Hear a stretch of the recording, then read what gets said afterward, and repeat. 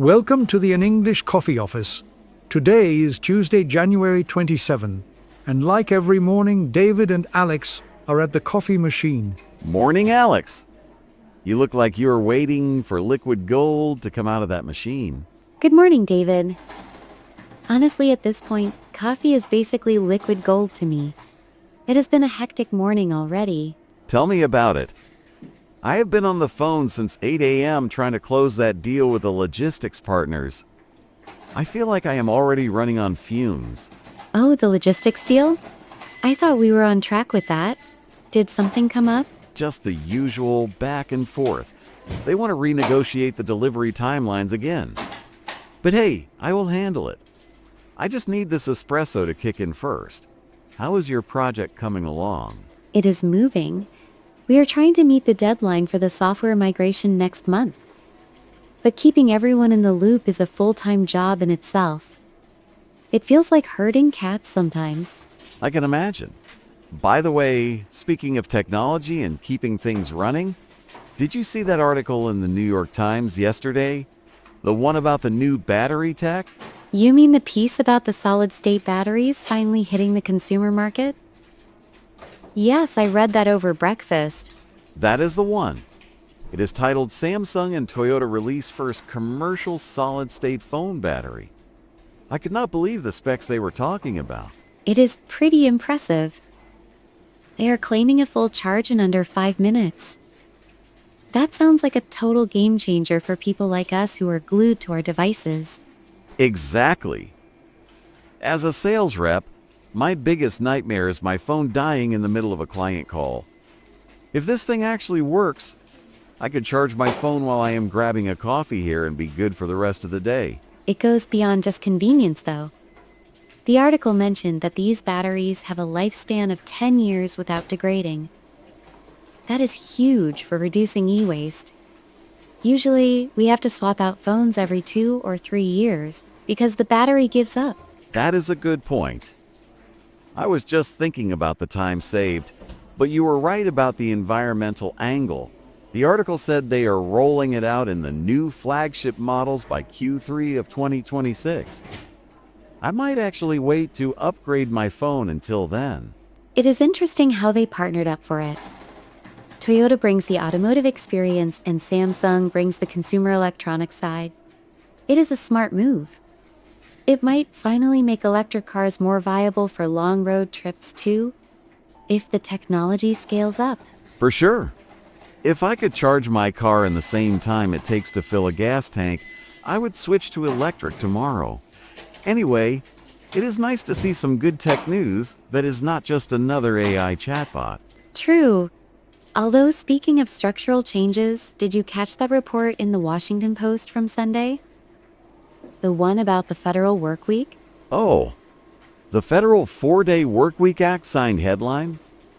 You bet I saw that. I think I sent it to everyone in my department group chat immediately. I figured you would like that one. It is a fascinating shift. The government is officially moving 2 million federal employees to a 32-hour work week, with no cut in pay starting next month. It is the dream, Alex. Imagine having a 3-day weekend every single week. I would actually have time to pick up my guitar again. Or just sleep. Mostly sleep. It is definitely appealing. The article cited that pilot program they ran in 2025, showing that productivity actually went up by 15% when people worked fewer hours. It seems counterintuitive, but the data backs it up. It makes total sense to me. When you know you have less time to get things done, you focus more. Less time scrolling, less time in useless meetings. No offense to your project meetings, of course. None taken. I actually agree. It forces you to prioritize. The article also mentioned a huge drop in burnout rates and healthcare costs for the employees involved in the trial. It is a holistic approach to employee well-being. Do you think the private sector will follow suit? I mean, if the government is doing it, surely companies like ours have to look at it to stay competitive for talent, right? That is the big question. The article quoted a few CEOs who are still skeptical. They are worried about coverage for clients on Fridays? But if the results from the federal sector are strong, I think the pressure will build. It might take a few years, though. Well, I am going to keep bringing it up in our town hall meetings until they listen. Work smarter, not harder, right? That is the spirit. But until then, we still have 5 days to get through. Speaking of economics and business shifts, did you see the news on the Wall Street Journal this morning regarding the carbon markets? I saw the headline. Something about Singapore. I did not have time to read the whole thing yet. Yes. Global carbon credit exchange goes live in Singapore.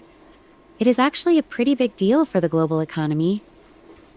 Basically, they have launched a centralized platform to trade carbon credits, just like stocks or commodities. Oh, really? I thought companies were already trading those privately. They were, but it was a mess. The article explains that this new exchange standardizes the price and verifies the quality of the credits. Before this, a lot of companies were buying junk credits that did not actually help the environment. Now, there is transparency. That is interesting. So, if a company here wants to offset their emissions, they can just go to this exchange and buy credits at a market rate. Exactly. And the price is expected to fluctuate based on supply and demand. The article mentioned that the opening price was $45 per ton, which is higher than what most analysts predicted. Wow! $45 a ton. That is going to hit the bottom line for manufacturing companies. They will have to actually reduce emissions instead of just buying their way out of it cheaply. That is the goal. It forces innovation. The journal interviewed an economist who said this could be the most effective tool we have seen yet for actually lowering global carbon output. It puts a real price tag on pollution. It is crazy how fast things are moving. We have batteries that last forever, a potential 4-day work week, and now a global stock market for carbon. 2026 is starting off pretty wild. It certainly keeps us on our toes. It makes you wonder what the workplace will look like in another 5 years. Hopefully, it looks like me on a beach on a Friday because of the 4-day work week, checking my stock portfolio on a phone that never dies. You are an optimist, David. I will give you that. But for now, we should probably get back to reality. I have a team meeting in 10 minutes to go over the budget. And I have to call that client back and explain why the delivery is worth the wait. Back to the grind. Let's catch up later in the week. Maybe we can grab lunch on Thursday if you are free. Sounds like a plan. I will put it in the calendar. Good luck with the budget meeting. Thanks, David. Good luck with the sales call. See you later. Time to get to work. Don't forget to subscribe and practice your English every day. You'll see how it just keeps getting better and better. See you tomorrow. Hope you have a fantastic day.